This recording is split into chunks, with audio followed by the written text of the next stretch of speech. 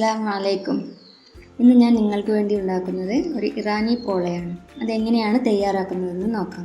അതിനുവേണ്ടി എല്ലില്ലാത്ത ചിക്കൻ കുറച്ച് പീസ് എടുത്ത് ഞാൻ ക്ലീൻ ചെയ്ത് വെച്ചിട്ടുണ്ട്. ഇതിലേക്ക് 1/2 ടീസ്പൂൺ ജിഞ്ചർ ഗാർലിക് പേസ്റ്റ്, മുളക് പൊടി, ഉപ്പ് ആവശ്യത്തിന്. അത് നിങ്ങളുടെ ഓരോരുത്തരുടെ ആവശ്യത്തിനനുസരിച്ച് ചേർക്കുക. എന്നിട്ടത് നന്നായി മിക്സ് ചെയ്ത് ഒരു 10 മിനിറ്റ് മാറ്റി വെക്കുക. അതിനുശേഷം ഒരു പാൻ അടുപ്പത്ത് വെച്ച് എണ്ണ ഒഴിച്ച് അത് ചൂടാകുമ്പോൾ ചിക്കൻ അതിലിട്ട് വറുത്തെടുക്കുക. ചിക്കൻ നന്നായി ഫ്രൈ ആവണമെന്നില്ല, കാരണം ഇനിയും അത് ചെറുതായിട്ട് വേവാനുള്ളതാണ്. അപ്പോൾ ചിക്കൻ റെഡി ആയിട്ടുണ്ട്. ഇത് നമുക്കൊരു പാത്രത്തിലേക്ക് മാറ്റാം.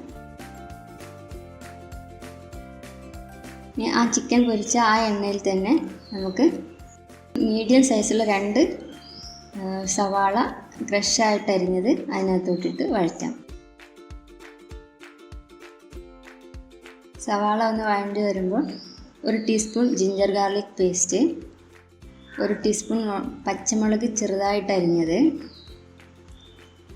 ഇത് ചേർത്ത് ഒന്നും കൂടെ വഴറ്റുക. അതിൻ്റെ ജിഞ്ചർ ഗാർലിക് പേസ്റ്റിൻ്റെ പച്ചമണം പോകുന്നത് വരെ ഒന്ന് വഴറ്റിയെടുക്കാം. അതിനുശേഷം 1 ടീസ്പൂൺ മുളക് പൊടി, 1/4 ടീസ്പൂൺ കുരുമുളക് പൊടി, 1/4 ടീസ്പൂൺ ഗരം മസാല ഇത് ചേർത്ത് വീണ്ടും ഒന്ന് വഴറ്റിയെടുക്കാം.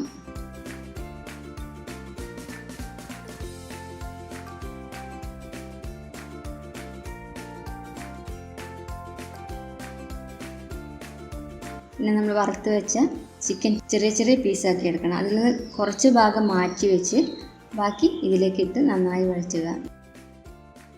പിന്നെ അതിനുശേഷം കറിവേപ്പിലയും മല്ലിയിലയും അരിഞ്ഞത് ചേർത്ത് നന്നായി വഴറ്റുക.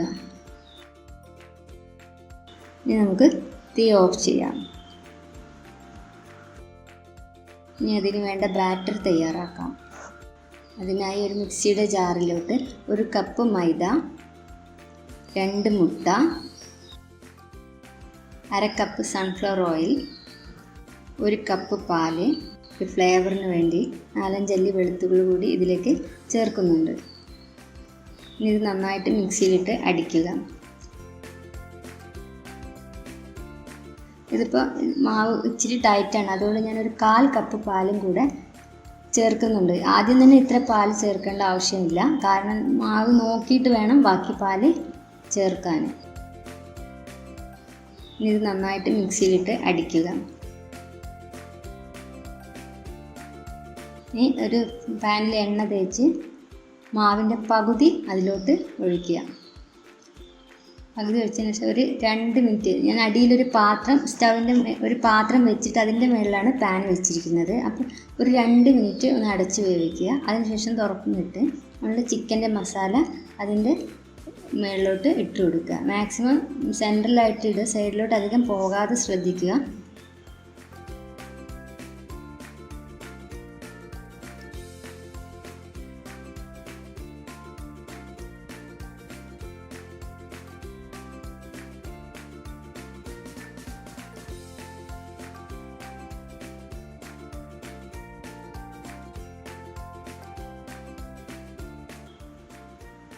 ഇനി ബാക്കിയുള്ള മാവ് ഇതിൻ്റെ മുകളിൽ ഇത് കവർ ചെയ്യുന്ന രീതിയിൽ ഒഴിച്ചു കൊടുക്കുക. നന്നായിട്ട് കവർ ചെയ്യുന്ന രീതിയിൽ വേണം ഒഴിച്ചു കൊടുക്കാൻ. തക്കാളി വട്ടത്തിലരിഞ്ഞത്, ക്യാപ്സിക്കം ചെറുതായിട്ട് അരിഞ്ഞത് എന്നിവ വെച്ചിട്ട് നമുക്കിത് ഡെക്കറേറ്റ് ചെയ്യാം. നിങ്ങളുടെ ഇഷ്ടത്തിന് ഏത് രീതിയിലും, ഇപ്പോൾ ക്യാപ്സിക്കം വെച്ച് റൗണ്ടാക്കിയിട്ടോ അങ്ങനെ നിങ്ങളുടെ ഇഷ്ടത്തിന് ഇത് അലങ്കരിക്കാം.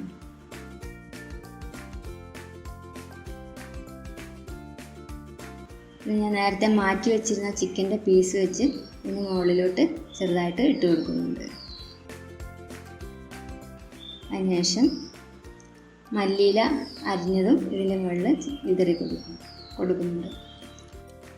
ഇനി ഇത് അടച്ച് നമുക്ക് ഒരു 25 മിനിറ്റോളം വേവിക്കണം. ഞാനൊരു 20 മിനിറ്റ് കഴിഞ്ഞ് ഞാൻ തുറന്ന് നോക്കിയതായിരുന്നു, പക്ഷേ വെന്തിട്ടില്ല. അത് കുറച്ചുകൂടെ വേവാനുണ്ട്. നമുക്കൊന്നും കൂടെ അടച്ച് വെച്ച് വേവിക്കാം.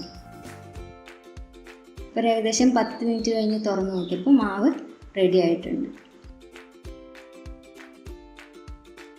ഇനി നമുക്ക് ഒരു പാത്രത്തിലോട്ട് കമഴ്ത്തിയതിന് ശേഷം വീണ്ടും മറിച്ചിട്ട അതേ പാനിൽ തന്നെ ഞാൻ ഒരു 2 മിനിറ്റും കൂടെ വേവിച്ചെടുക്കുന്നുണ്ട്.